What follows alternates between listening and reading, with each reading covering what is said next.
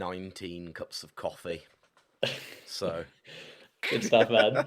Tim, how you doing? yeah, good. Thanks. Really good. Good to get you on the show. I know we've been kind of chatting for a bit, and good to have you on, man. Oh, it's a pleasure. It's well, it's massive. I suppose it's a bit cheesy and a bit cliche, isn't it? But it's always nice to be asked to do stuff like this. I feel a bit. I feel very honoured. I feel very like, why do you want me on it? But yeah. So no, thank you. Thanks for having me on. Yeah, I mean, definitely for. I mean, all the stories, man. I mean, kind of going from sort of snowboard days and then into presenting and stuff like that, and yeah, keen to kind of dive into that side of things, and seeing you've been pretty busy recently as well, running around Yeah, different events and that's it. I mean, I've never really stopped. I've tried not to stop. I've tried to keep my finger in all the pies that I can, and so I am the classic jack of all, master of none. Although, what is the proper saying? That the proper phrase is jack of all trades, master of none. Still better than master of one, is it, or something like that, or master of none? I don't know. Anyway, yeah. So I just really busy. Still hanging out with Gendle, my best mate, that we yeah. still work together and do so many bits and bobs since our kind of professional loosest fingers over the head quote marks professional days of snowboarding. We're still hanging out, and we've basically got this. We do a singing game show, so we do a it's like a pub night that we do. It's kind of like karaoke, but it's not karaoke. And it's something that we used to play when we were literally doing our seasons. You know, we'd battle each other and challenge each other to sing the first line of a song. And it's just kind of grown from that, really. And now we're doing so many of them. And it's I guess you'd call it my full-time job, really. So, yeah, up and down the country, a couple of nights a week, throwing parties for people and having a laugh, basically. Nice one. This is famous first words, right? Yeah, yeah.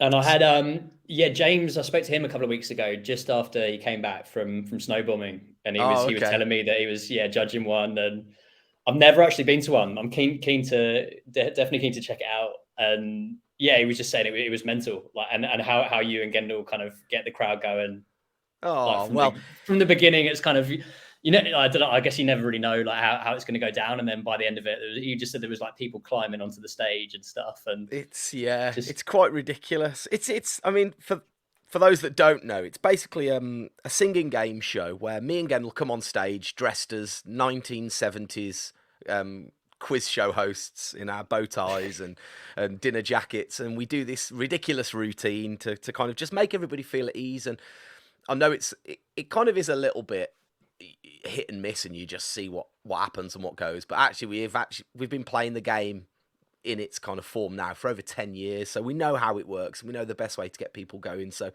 it's a carefully manicured beast that, yeah, you kind of you come on the stage, you do all this flamboyance and you make a fool of yourself, and it instantly puts everybody else at ease because they look at you on stage and they go, well, there's no way I'm going to make any more of a fool of myself than what that guy is. So, yeah, so I end up singing and dancing along and doing the demo of the game to One Direction, and to have a 43-year-old man prancing around singing along perfectly to Zayn, Louis, Niall, and the other one. It's quite funny. But yeah, we basically play the start of a song, and if anybody thinks they can sing along to that, just the famous first words, just the first line, scream, holler, whoop, put their hands in the air. We stop the track, we bring them up on stage, we restart the song, and then they've just got to sing along to it. And because it's only that first line, the game's really fast paced. So yeah.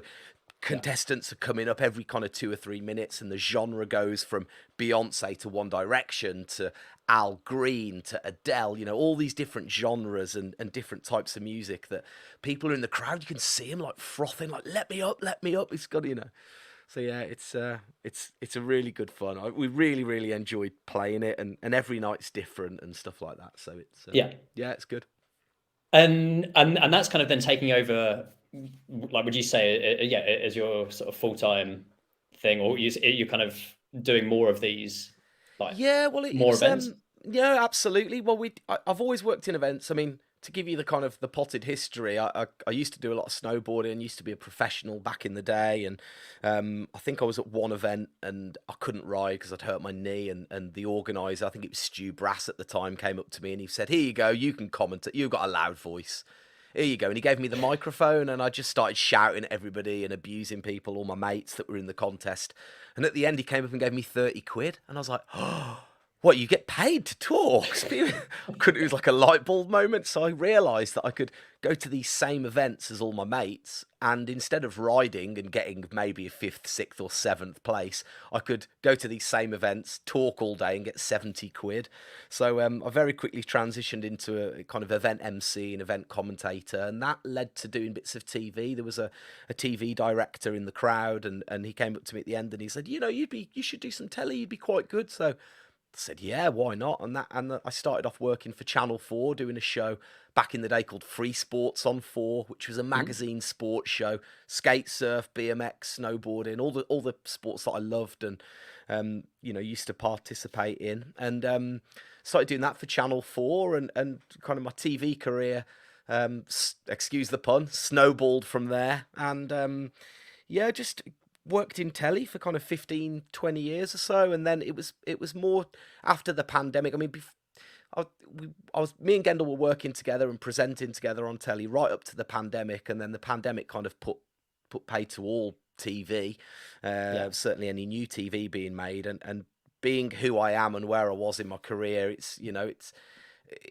definitely the twilight of my career, coming towards the end of it. So we were already playing Famous First Words, but we were doing it just for fun and for friends and weddings and that kind of thing, and the occasional corporate gig that actually on paper it's quite a good little earner. So me and Gendel just said, you know what, we're a bit sick of chasing the TV dream, and we just said to ourselves, let's just make a go. Let's just do this. Let's make a go of it. And that was kind of towards the middle of last year, and since then we've been doing pretty much one a week since then. So we do a Birmingham, That's a Manchester, London, Birmingham, Manchester, London, Glasgow monthly show, plus private parties, plus festivals, plus corporate gigs, Christmas parties, all that kind of stuff. And yeah, it's now our full-time job. And how does it compare? So say when you're doing like a small corporate gig to say like, I don't know, 20 employees, to then doing it at a pub level and then going to a festival. Do you know they're all different, and they all hit differently. They're all amazing, and this is going to sound really glib, but it never fails. It's never yet failed. I mean, we did a really tough gig the other night. It's perhaps the wrong podcast to say this on because there's a chance they might listen, but it was for Adidas Skateboarding, and it was a room full of grufty skateboarders. I mean, we all know what skateboarders are like. They're a challenging bunch at the best of times, and we kind of were a bit panicked, a bit like, man, is this going to work? 40 people in a railway arch in London that had been in this room all day, no windows. Last thing they want is me and Gendel standing there, slightly overweight, trying to do the splits or whatever. So we just kind of thought, well, let's just go for it and we'll see. And it takes a bit to get them going up, get them up there. But eventually they did get going, and it just, by the end, they're frothing and they're like clamoring to get up, and it's just always it's a new playlist, it's new songs, it's always, we can tailor the game. If for instance, we did Johnson and Johnson contact lenses, we did their Christmas party, so you do an eye care round, you do and any songs that pertain to eyes or vision or seeing, and it just makes it really different and really and a different show every time. And we did Download Festival to about 5,000 people, and then conversely we did a show once at a place called it was for the Soho, I don't know if you know, there's like a swanky members club called the Soho House Group. Well, they've got one called White City or White House or whatever it is anyway in London, but they did it on the same day as their members festival. And when we turned up there to do the show, the kind of staff looked at us and they're like, what are you doing? And we're like, oh, we're here to do a show tonight. And they were like, yeah, it's the House Festival and everyone is at Somerset House, like literally everyone. And we're like, oh, well, we've been booked. And I'm like, okay. So we did the show for 8 people, and 5 of them were bar staff. So we ended up doing it. We did the show quite literally for 8 people, but it just becomes, it was still fun. It was still really good. And, obviously you burn through songs way quicker, but people, I don't know, it just works. The game just it's so addictive. It just always works. Yeah.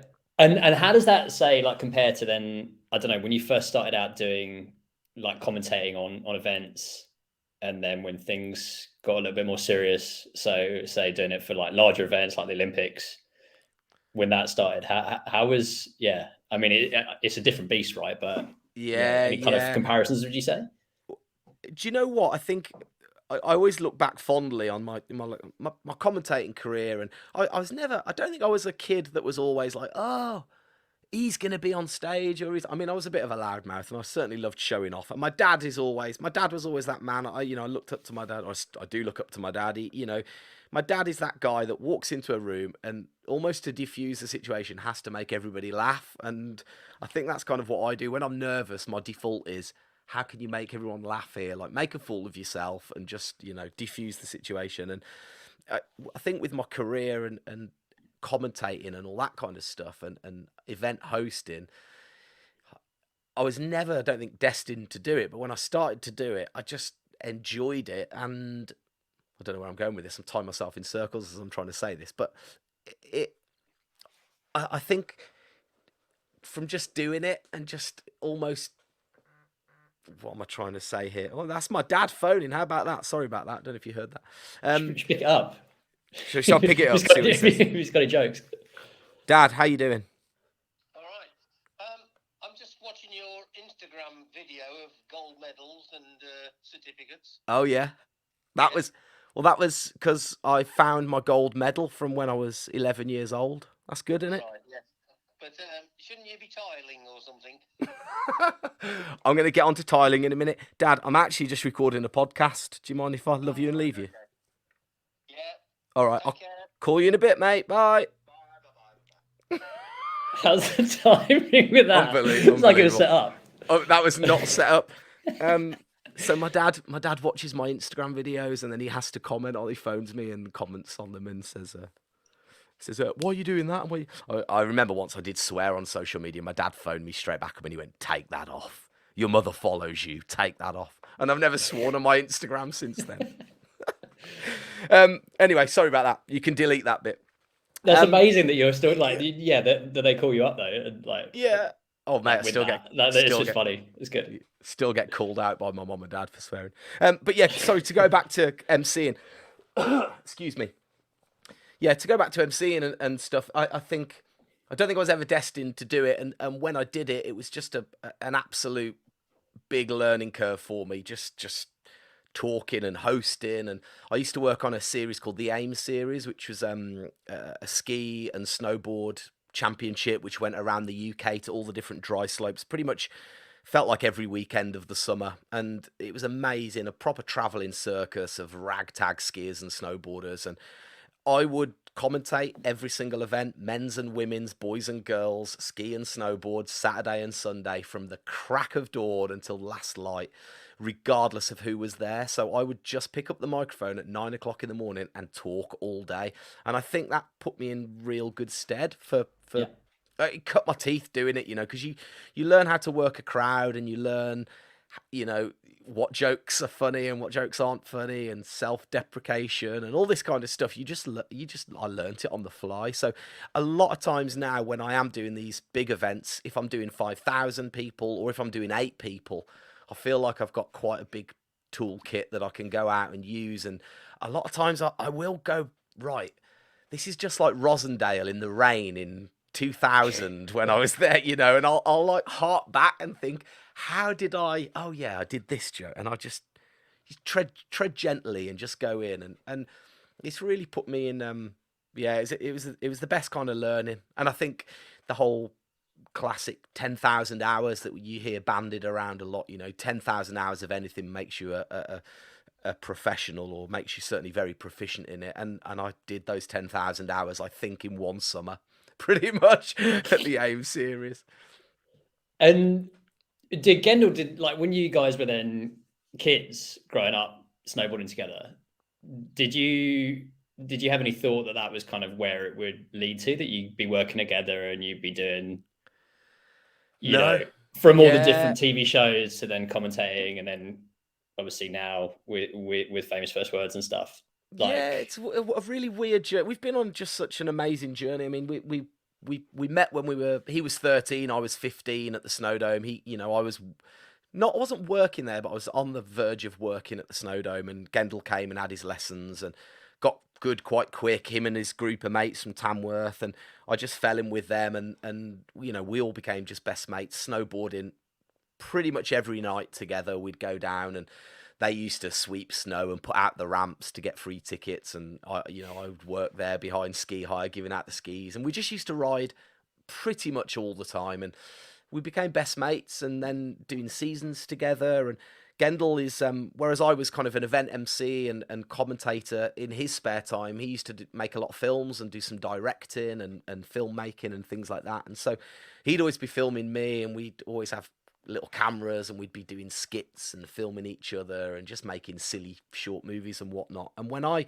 made the transition into TV, Gendel also made that almost that next step up into television as well. So he was starting to do lots of directing for brands and things like this. And at the same time, we were making our snowboard films as well for the Snowboard Asylum. So we made 4 snowboard movies with our little production company that we had at the time called Lockdown Projects.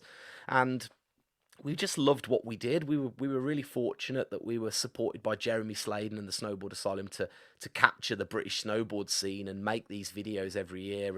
And in doing so, we were given free rein to film some funny skits and make some stupid things. But we got the backing of people like Red Bull, and then Red Bull really liked what we were doing and the vibe. So they were like, well, if you're making that snowboard movie and we're supporting that, why don't you just come and film our marketing day, or why don't you come and work with the Red Bull Formula One team? And so very quickly we were kind of fast tracked through to some quite big projects where there were, almost men in suits, and then me and Gendel standing there in our Vans and baggy jeans and doing these kind of little videos and TV bits and bobs. And then I was doing some voiceover for Disney at the time, and the production company said, "Oh, we've got a kids football show that we'd think you'd be great to present. You don't work with anybody else, do you? You don't work with another presenter." And I just very quickly went, "Yeah, I work with my best friend, actually." And they're like, "Wow, you present with your best friend?"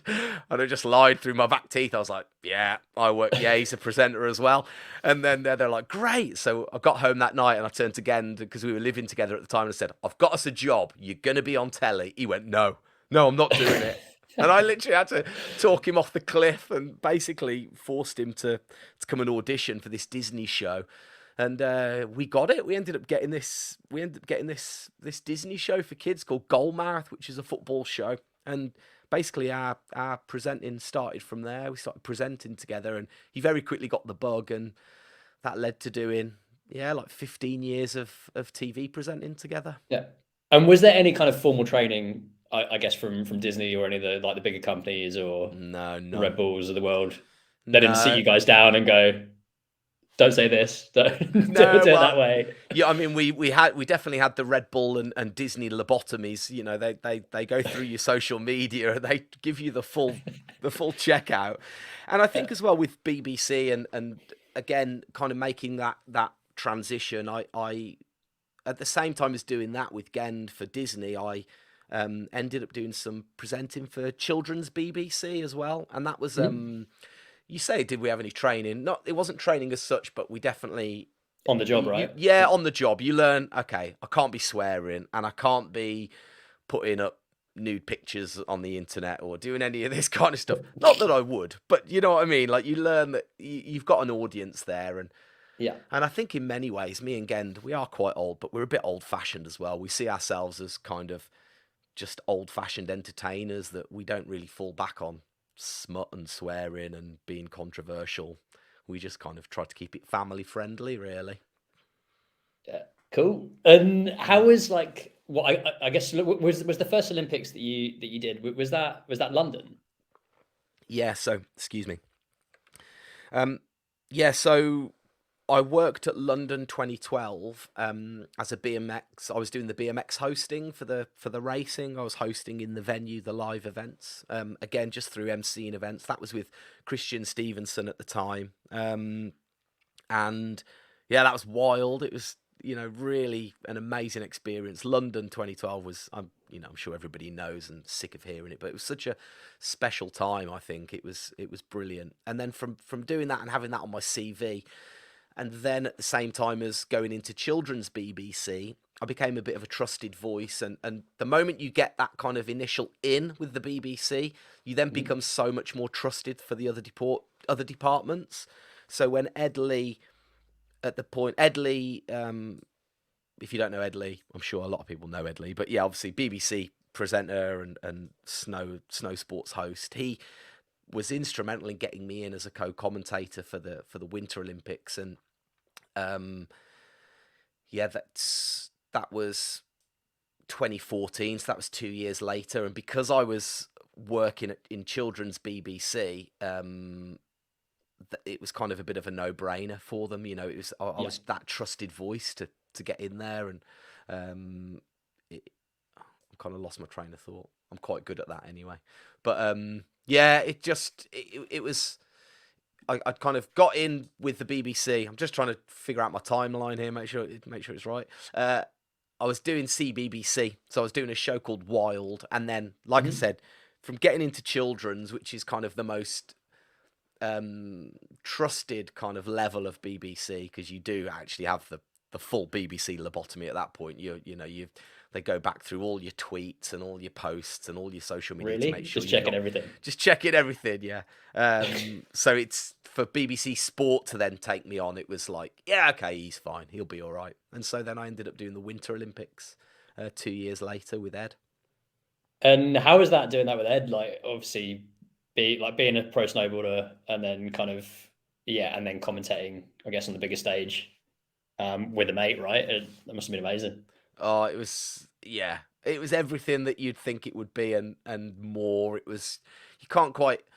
I think the whole thing was made so special. Obviously, Jenny Jones won a bronze medal, and to see your friend do so well in a contest, which I hope she doesn't listen to this, arguably she shouldn't have done as well as she did. And I think she'd say that as well, definitely in the twilight of her career, but she rode so incredibly well that day. And it was, I don't know, like snowboarding made its debut, snowboarding slopestyle made its debut at those Olympics, and it just blew the doors off. I mean, it was like nothing else. It was, because I think back in the UK, me and Ed were out there in Russia, and back in the UK, it was before the opening ceremony, I think. So it was the first day of the Olympics. So it was kind of almost the first thing to watch. It was a really crap, horrible day back home in England, and rainy morning. We were 4 hours ahead over in Sochi. So in the UK, it was 7 o'clock in the morning. Crap weather. Everybody at home. First thing on. Oh, let's put the Olympics on. And I can remember, me and Ed had been commentating all day anyway, so I think it was finals time, and we'd been commentating. We were in the booth, and because we hadn't been live, we'd actually already done 2 days of commentary, but as far as TV were concerned, it was the first time it had gone out on telly, so we were kind of in the flow at this point, me and Ed, and we were really comfortable, and there were no nerves. It was all we're just having a laugh when you're talking away like this, and then all of a sudden your ear goes... BBC commentators at the freestyle take a pause, and you just freeze. It just goes quiet, and you're like, who's that voice? And then you hear, yeah, it's Vicky here in Salford. We're coming to you live on BBC Two. Bear with us. And you're like, and Ed, who's been there before, was just kind of, had his arms up, and he was quiet in the booth, but he's like motioning, like, don't do anything, just with his hands, just chill, just relax. And so I'm sitting there, my heart starts to pound. I'm thinking, what's going on? And then all of a sudden, I hear Claire Balding in my ear. She's like, well, good morning, viewers on BBC Two. Welcome. It's the first day of the Winter Olympics, blah, blah, blah. And Jenny Jones is in the final. She's looking to potentially upset the proceedings. It's over to Tim Warwood and Ed Lee with the commentary. And I was just like, oh, swallow hard. I'm live on BBC Two. And Ed's cool as a cucumber. He's like, well, welcome. Yeah, we're at Rosacuta. The conditions are perfect and da-da-da. And Tim, what can we expect? And I went, well, Ed. And I'm like, can't even talk properly. And at this point, my phone just starts going, vibrating mad on the desk. Because everyone's like, you're live on the telly. And yeah, I mean, it was just mind blowing. You know, we got a bit of slack, a bit of flack, excuse me, for losing it in the booth when Anna Gasser fell over, because that meant Jenny had won a bronze medal. And Yeah. yeah, bit of controversy, 300 official Ofcom complaints, you know, but Over that, what's an Ofcom complaint between friends? really, that's quite. It's quite a few. Crazy. Yeah. And that's, yeah, it's not even, well, yeah, I don't know. You're going to be cheering for your mate, right? Whether you then you is it like you get to that stage where, I don't know, you must be so comfortable then in the booth after that time that, I don't know, sometimes you just forget that it's live, maybe. And 100%. Yeah, I mean, you just it's relatively lonely, because you commentate. It's not like you only commentate when the telly's on. You know, like, for instance, the TV will only pick up the finals or the last 8 or whatever it might do. But yeah, you commentate start to finish. So it's like a normal day doing commentary for the 23 people on the side of Rosendale ski slope. Do you know what I mean? You're doing this commentary in your head how you think commentary should be done. It's, you know, and again, we received a lot of flack. And if you do read, you know, into all the comments on the Daily Mail websites back in the day or whatever, it was be like, these idiots just showing off, and they're just da da da, and it is a form of showing off, yeah, but it's not. We weren't doing it any different to how we've always done our commentary, which is just to make people laugh. It's use analogies that make you laugh. I'm trying to make Ed laugh. He's trying to make me laugh, and you absolutely forget that you're live until you say something stupid that then people start to tweet you seconds later and they can't believe that you've said it. Or I think I mentioned a wizard sleeve at one point, which only afterwards I was told the real meaning of a wizard sleeve, but I didn't know what it was at the time. But yeah, so yeah, I don't know. You forget that you're live, and it's just brilliant to do, really. Yeah. How do you keep the balance between the core and then mainstream? So that whole like snow and action sports audience, depending on, and then with the different sports, right? So where it's sort of skate, BMX, snowboarding. It's really hard, and I think, you know, to appease a core audience now, it's tough, because you as you get older, you grow out of those scenes. I mean, I'm a dad with 3 kids now. I'm not going to every single snowboard event around the world like someone, say for instance Henry Jackson. He's the pulse of men's and women's snowboarding. You know, he knows absolutely everybody. He knows what they ate for dinner. He knows the latest tricks. He knows. Whereas I don't get to go to all these events. I have to go to Manchester and sit and just watch it on a screen. So you have to kind of pick it up quite quickly. And I think one thing you can do as a commentator, you can start to lean very heavily on more of the BBC audience, or the audience that's not the core audience. Mm-hmm. And then you start to alienate the core audience. And as someone that's come from the core sports, you then start to panic and think, oh man, I'm not good enough. I'm doing a disservice to them, and I'm doing that. But actually, I don't know, of the 2 or 4 million people that watch Jenny Jones's medal, only probably 10,000 of them knew exactly what a double cork 1080 was, or you know. So it's you've really got to know your audience, and a bit of you does, you know, your soul does die a little bit when you think, oh, am I doing a good enough job, and do I know the sports well enough now? But I think I know this is maybe comes across as quite big-headed, but I think I do a good job of bridging that gap. You know, I can talk with authenticity about skate, BMX, surf, and snowboarding, because I've done the sports. You know, I've kind of lived skate, BMX, and snowboarding more so than surfing, but I've definitely lived those sports since I was a little kid, and always watched them and grew up, you know, trying to be good at them, being absolutely rubbish at them, and falling and slamming. So I know what goes into them, and I know enough to bridge that gap, and hopefully do a good enough job for both, really. I think Ed and Mark Churchill did a brilliant job with skateboarding at the Olympics that in Tokyo, because I was there as a reporter. And I'll ask you about that, how that was, just being on the ground for their kind of, in such a weird, obviously with COVID happening. Yeah, bonkers. That was just a crazy event, and it felt very similar to what snowboarding did. And I think I was drafted in as the skateboard and BMX and skate, BMX, and climbing. I did all the reporting for almost the action sports disciplines, which was really amazing to be a part of. And again, it felt very much like Sochi to be there for when snowboarding slopestyle made its debut and ski slopestyle made its debut. That these sports came in and just blew everybody away. And you getting tweets off people that have never seen skateboarding in their life like this, and they're like, "Oh my god, it's amazing what they're doing," and the height and the tricks and everything. And I think, just to go back to what I was about to say, is that Ed and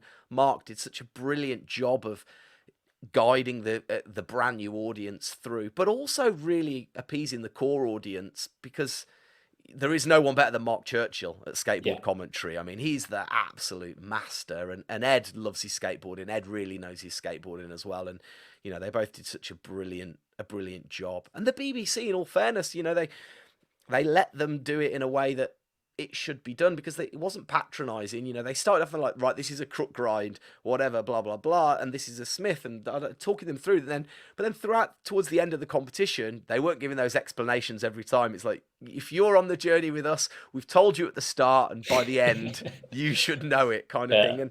And I think I think it just made for just such a brilliant broadcast. And what was it kind of? Like I guess the feedback that you guys got after that, and people seeing these sports new for the first time, and I don't know, all the athletes or the riders kind of hugging each other. It's just a different thing, right? And people, it's not like the Olympics. Sorry, not like the athletics or swimming, where they just kind of go up and give a massive hug. I mean, people couldn't get it in their heads, could they? That everybody was celebrating the other winners the way that they were, and it's all about. I think it's really hard to define, and I've been asked about it a few times, and I put it down to just everybody's in those sports. They know how hardcore it is and what it takes. It's so much dedication to push the boundaries of the sports and get to that level. They've all paid the price. They've all slammed really hard. They've all got hung up on their bikes and blown a back wheel. They've all caught their toe edge at full speed. All these athletes have been on this journey where you've really got to, what's the phrase? You've got to pay the monkey to eat the peanuts, or whatever it is. I don't know, but they've all been on that journey, and so they've got this mutual respect amongst them all. Is the first thing. And then the other thing, I believe, is just they all care about the progression of the sports.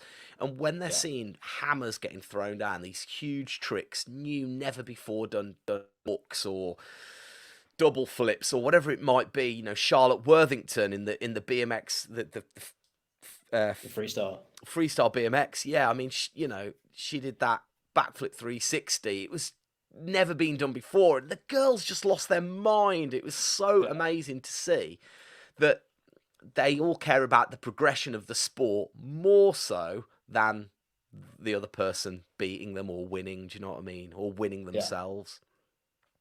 And how do you feel about Paris? What do you reckon it's gonna? I think Paris is going to be incredible as well. Paris is rad. B, it's finally a European time zone, so more people will get to see the sports, because we've had just Asian Olympics. The last, we had, what do we have? Well, Sochi wasn't the best. Then it was South Korea, Beijing, Tokyo. So they've all been really weird Asian time zones. So to have a Summer Olympics, and then Milan in for the winters after that.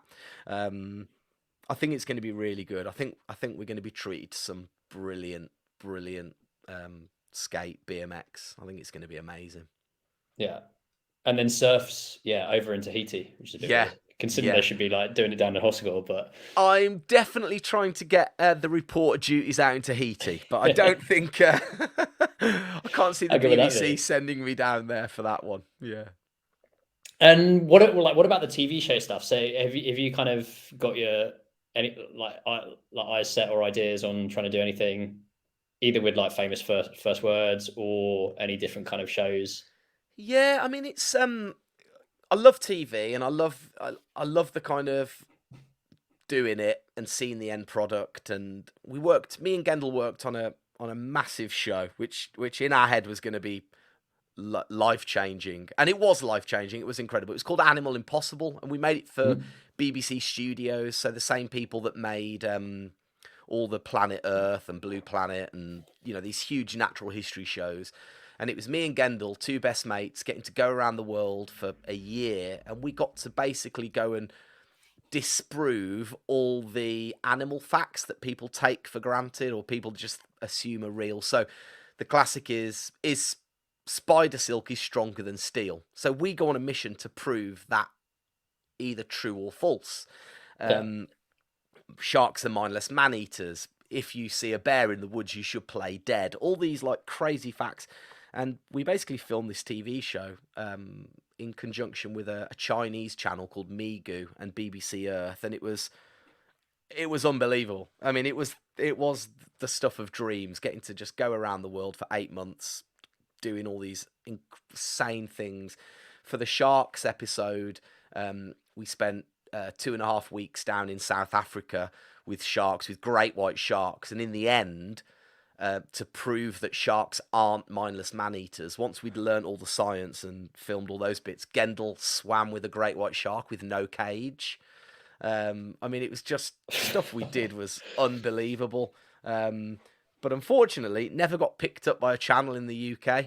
So we did this amazing project, made these 10 brilliant episodes that we were really proud of and really stoked. And it never got aired. It never went out. So it not that it ruined it for us, but it certainly kind of made us just go, okay, well, TV is hard. And even though we had an amazing vehicle and made this incredible show and got paid, it's not like we didn't get paid for it. It still didn't even get to air. And we've done some amazing projects, and we worked on the Red Bull soapbox race for Dave. And like I said, I did some CBBC stuff, and I do work for BBC Sport, and that's amazing. But TV's so hard, and you come up with all these ideas that you think are amazing, but to get them actually onto TV. When you see a Saturday night TV show, I mean, that show has been 2 years in the making. It's been through all kinds of rounds of development. It's not just a Saturday afternoon idea, film it on the Monday, and it's back on telly on the Saturday again. It's it's such a huge process to get on telly. And I think that after the pandemic, me and Gendo, because of what happened with Animal Impossible and the handbrake going on there, and we kind of lost our Red Bull soapbox job to some younger, better looking presenters. Oh, really? That you kind of just say to yourself, well, we had an amazing ride and it was wicked. We did some brilliant projects that actually it doesn't matter. It's fine. And you guys were going all around the world with that as well, weren't you? Yeah. The Red Bull soapbox race, again, it was another dream job. It's like, hey, do you want to go to Johannesburg, or do you want to go to Norway, or do you want to go to New Zealand? It's kind of like, yes, okay. So we did these amazing shows, just that actually we were both kind of had a bit of an epiphany where we just were like, is epiphany's the wrong word? Probably. We had the moment where we sat down and we went, do you know what? Kind of sick of chasing it a little bit now. We've had an amazing innings. We've done some really cool projects and we're really happy, but let's just focus on famous first words. And if TV comes knocking, we'll do it. But if it doesn't, then it just doesn't matter, because we'll just move on and do something else. And famous first It's words. more sort of in your control as well, right? It is, yeah. No, not at all. You're absolutely right, because it is a lot of meetings and a lot of kind of pushing and going to meet people in London and, hey, I've got this brilliant idea for a show, and use me, I'm good a presenter, kind of thing, that you kind of just have to go, you kind of just have to go, do you know what? Fine. We're two middle-aged dudes in our 40s, with kids now. Let's, The frustrating thing, I think, is that every job we did, people were like, oh my God, you guys are the next Ant and Dec, and you're this and that.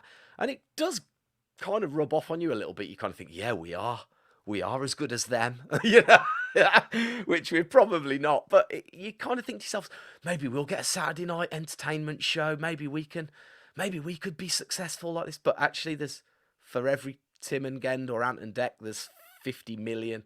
Well, for every Ant and Dec, there's 50 million Tim and Gens. Do you know what I mean? That think that that think they could do it. But like I said, we had a brilliant innings, and if TV comes knocking, and then we'd never say no to it. But at the minute, we've got famous first words, and yeah, we're loving doing that. And I still do BBC Sports stuff. You know, I still do bits for the Olympics, and Yeah. I'm doing some triathlon bits. I'm actually next weekend off to London to do some live stuff for BBC Two for the cycling. So Oh, okay, I still do stuff. I sound like I'm retired. I'm not retired. But then, like with all the like when you have kids, priorities change, right? I mean, I've got a 6-year-old, and kind of I'm over here in Portugal. I don't know if you've got 3, right? So it's kind of, you don't want to be on the road like constantly, and then you don't, unless you can kind of bring your family with you.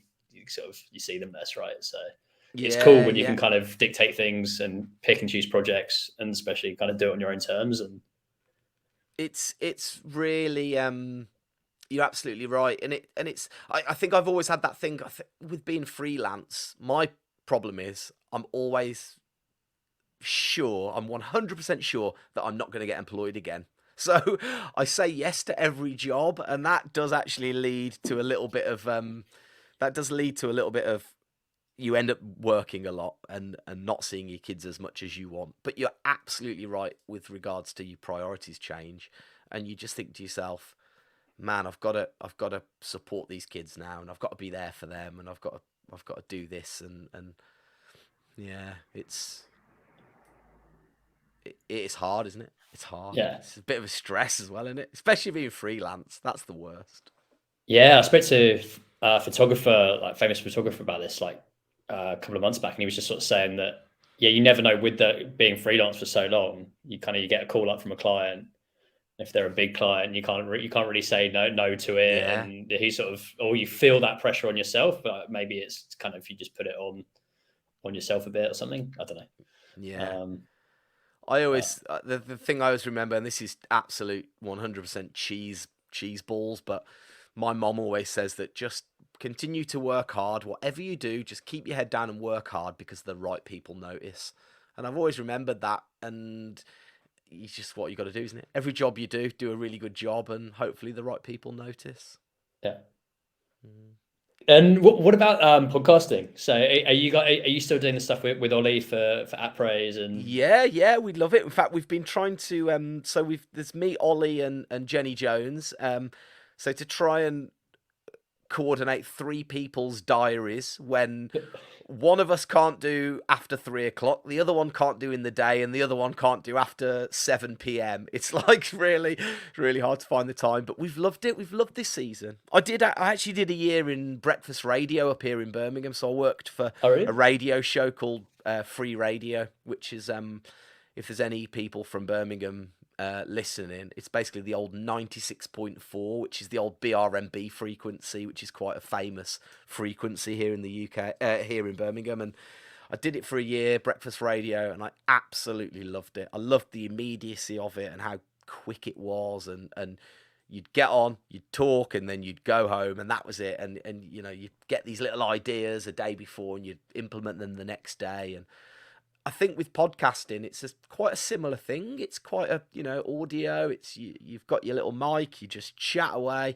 If you or make a mistake, you just quickly move on. You don't labour on it. But obviously in TV, because you've got the luxury of going, I'll just have another go at that.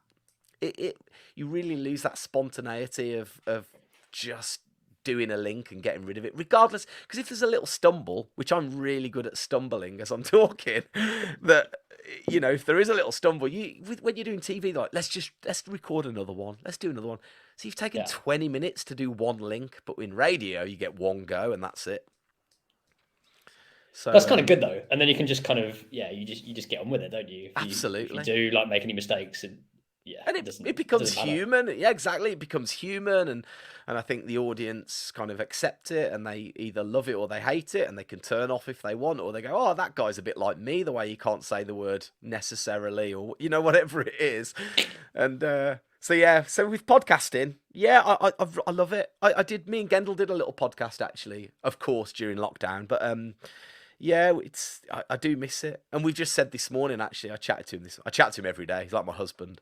But chatted to him this morning. We're going to restart our podcast as well. So, Yeah, That's I cool. do And then love it just, I mean, it's just another excuse to kind of talk, I guess, if you're doing it between mates, or, if you're getting people on, it's just, it's good to chat and, don't know.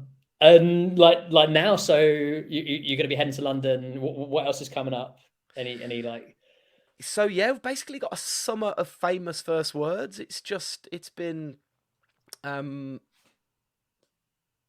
bonkers, just bonkers how much it's gone crazy. So we've got these 4 monthly shows: Birmingham, Glasgow, Manchester, and London. We've got festivals starting as well very soon. I've got some TV coming up, BBC Sport. I'm doing some bits for them, which is really cool. The cycling, the freestyle BMX World Champs in Glasgow later on in the year. And yeah, just I've also got a new agent. I've got a new agent, a guy called Charlie, that's super rad. So we're working on a strategy, a world takeover strategy, which I don't Famous quite. first words everywhere, man. Just kind of. Yeah. Well, this is it.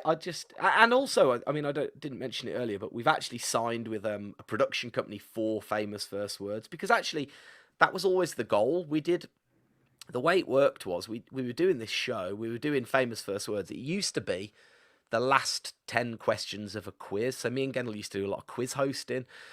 And it used to be the last round of the quiz, and it would go mental. People would go mental for it at the end. And it was basically the last round was always a I can sing the first line of the song round. So we'd play a song, and if anybody could sing it, they'd get 20 points. So it was a way of get to the end of the quiz, and you could win the quiz just in the last round. You didn't have to basically do good in the start of the quiz. And so we ended up doing a summer conference for Red Bull, and they said, "Oh, we need to fill 45 minutes. You haven't got anything in between like this and the DJ. You could." Being like, "Yeah, we have got a little game." And they're like, "Oh, what is it then?"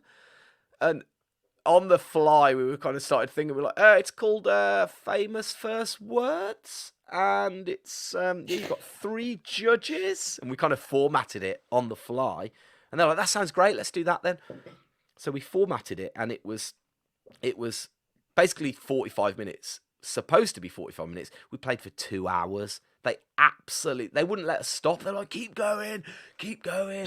So we ended up doing 2 hours of Famous First Words. And at the end, the guys at Red Bull came up to us. We had the marketing team and the TV team and all this. They were like, "Oh my God, that's this, and that should be a TV show, and you should do that, and da-da-da." And our friend at the time, James Milnes, came up, and he kind of almost shepherded everybody when they're like, "Look, it's Tim and Gen's idea. Just leave them to it. Go away." And we a couple of weeks later, we basically filmed it. We hired a pub. We put 200 quid behind the bar. We got all of our mates with cameras. We got in some renter judges and filled the whole bar with our mates and a few locals in this bar. We played Famous First Words like a TV game show, because we wanted to format it for telly and make this kind of taster reel. And at the end of the night, all these kids that we had no idea who they were or where they'd come from, they came up, they're like, "When's the next one? We'll come to the next one. How much are tickets? And a little light bulb went off, and we thought, hang on, people would pay to come to this. And so ever since that day back in Dalston at the Three Compasses 7 years ago, we've been doing it as a live night, as a live event show. And invariably, a lot of the nights, someone will come up to you at the end and go, "That should be on telly. That's the best thing. That should be. Why is that not on telly?" That we've had it on the back burner for years and years, and thought, yeah, we've got to make it a TV show. We've got to make it a TV show. And we've had commissioners come and watch it and all kinds of things. That we've signed with a production company. So we've signed with a production company called Goat Films, they've got it for a year. They've got the right to option it for a year, which is cool. And yeah, like I say, we've had some people from BBC come to watch it, and it's just, the thing is with TV and big ideas, just to go back to what I said earlier about it being, every kind of Saturday night TV show has been on the back burner for 2 years. It's the same here. Timing is everything. At the moment, there's a show out called That's My Jam with Mo Gilligan, and that's made by the BBC. But with all greatest respect to Mo Gilligan, I don't know him, but I don't think it's done too well. I think it's kind of panned a little bit, but it was filmed in front of an American audience with the UK competitors, so there's a disconnect between the audience. They've not really bought into it as as what you need to get the energy in the room. So the main thing about our show, it's all about the energy in the room. It is electric on the nights when we're playing the game, that you've got to try and transfer that to telly. So everything has to be right. And I think it's going to be a bit of a waiting game, and we'll just see how it goes. And I think as well, you know, the 35-year-old Tim Warwood would stood there and gone, it must be me that presents it. Nobody else can present it. Da da da. But whereas now, being a dad with different priorities and being slightly older and longer in the tooth, I'm like, if for the right money, flipping anyone can present it. It can be a man in a chicken suit as long as I'm getting paid. I don't care who presents it. So yeah, yeah, I'm definitely open to me. Well, both me and Gendle are more open to having, you know, what's the word I'm after? Yeah, when it goes, other people involved, definitely. Yeah. Sick. And what's the best way if people want to find out about it, or if they want to reach out to you directly? Yeah, Instagram. I am Tim_Warwood on Instagram, or famous first words is FFW_UK. Nice one. Hey, and I'll tell you what, if anybody would like to come, if anyone's listening in either Glasgow, Manchester, Birmingham, or London, they want to come to our monthly night, just message you and put them in touch, or message me, and I'll give them free tickets. They're more than welcome to come along. Thanks, man. Yeah. Sick. And all good. Ollie, you'll have to come and be our celebrity judge. You'll have to come next time you're over in the UK. I'd love to, man. It'd be cool to come over, and yeah, I'm bouncing back and forth, so yeah, it'd be good. Wicked. Sick. Well, Tim, thanks so much for coming on the show, man. It's great chatting. It's a pleasure. Thanks for having me. Cheers, dude.